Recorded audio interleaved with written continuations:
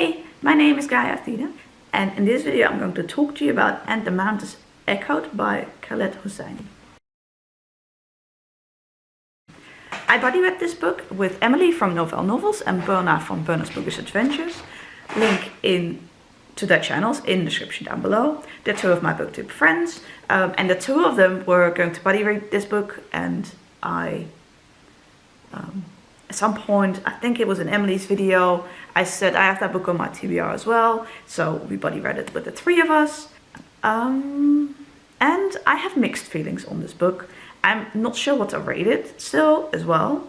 I finished this yesterday, and the thing with this book is that the synopsis on my copy of the book, which is here, is misleading, because the synopsis makes it sound as if it's a novel about Abdullah and his sister Pari, whereas the novel is really a set of interconnected short stories, and most of which feature other characters.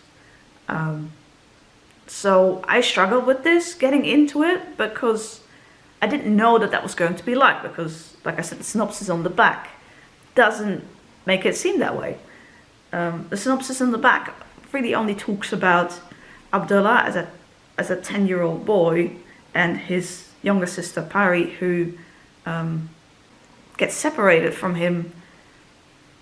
That's basically all it said on the back, and so I was kind of waiting. That's the bit I'm looking forward to seeing, and it was a long time before we got to that, if that makes sense, because of all these other interconnected stories. So if you do read this, if you haven't read it, then go into it knowing that it's a series of interconnected short stories, because I feel like if I had known that, I wouldn't have been as disappointed, and then I would have, the book would have met my expectations more, if that makes sense. Now, this is the first book that I'm reading by this author. My two friends have read two other books by this author, and they both liked those other two books more.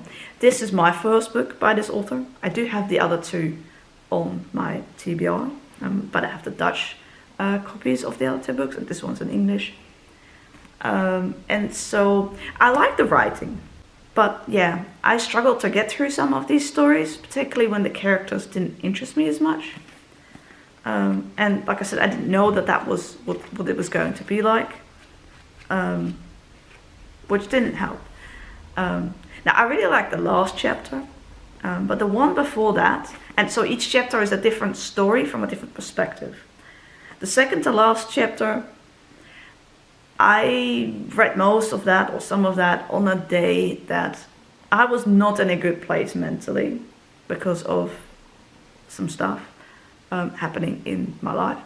And I really struggled in this chapter with the main character of this section of the book and his aversion of another character. That character has a, facial deformity, and his aversion for that, those parts I found really hard to read, and I just wanted to slap him in the face. Because as someone with scars, I can relate to, how that other character must have felt. Somebody walking by and looking at me filming. I feel embarrassed now. Because especially when I was a child and a teenager in primary school and high school, yeah, people and children and teenagers, particularly children and teenagers, tend to have comments on it or questions about it, and anyway, I'm digressing, but that I found really hard to read. So yeah, it's not like she can help how her face is, so just be nice. The character was just being mean for no good reason. I don't know if it would be called ableism or not, but yeah. Anyway, so this book was a mixed bag for me. Some sections I found more interesting than others. And I'm glad that we read it as a buddy read, because had I read this on my own, I probably would have DNF'd it way earlier on. But the last chapter was really good, and so that made up for some of the earlier bits that I struggled with, particularly the second to last chapter. So yeah, it also jumps backwards and forwards in time with these stories. So each chapter has a different character.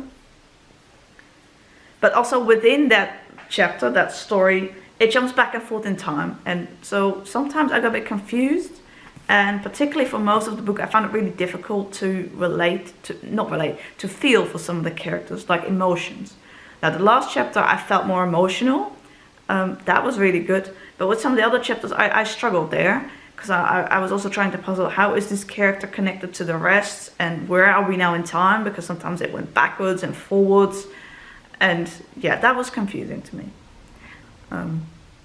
If I ever were to reread this book, I would probably get on with it more, knowing now that that's what it's going to be. And then you can have that expectation and set yourself to it. For me, it is difficult when, well, if something doesn't go as I expect it to go. On the cases of a book, if it's something completely different than what you were expecting, that can be difficult. So I'm still not sure what to rate this book. I finished it yesterday, but yeah, I am not sure. Like, I didn't like it, but it's also not like I hated every page of it. So yeah, I'll have to think on that one a bit. Yeah. Is it me, or is it getting dark all of a sudden? Like cloudy. Is it gonna rain? Anyway.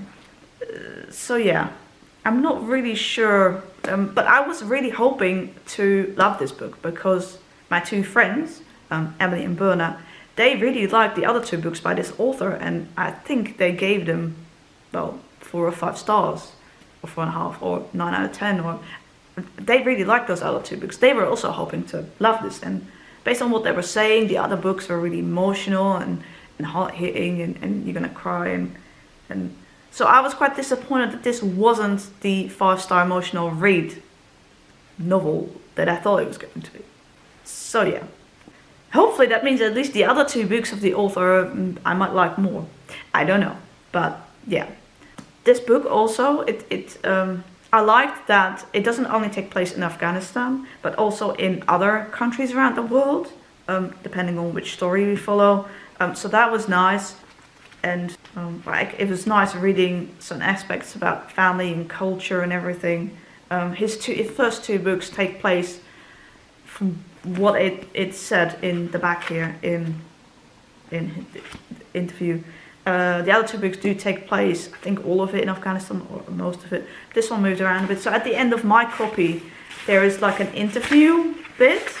It says exclusive bonus content from Richard and Judy, which I don't really know them, but seemingly they have a book club.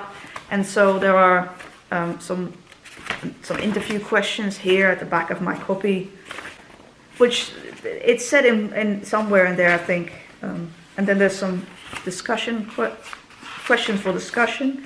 And then at the end there's a bit about what the author wrote on the inspiration behind this book. And I thought that was really nice to read as well. So yeah, I have mixed feelings about this book, but that is in part because I had the wrong expectations of it, because seemingly the marketing of this, or at least this specific edition, yeah. Have you read this book? Do let me know in the comments what you thought, if you want to, and thank you very much for watching this video, and I hope to see you in my next one. Bye!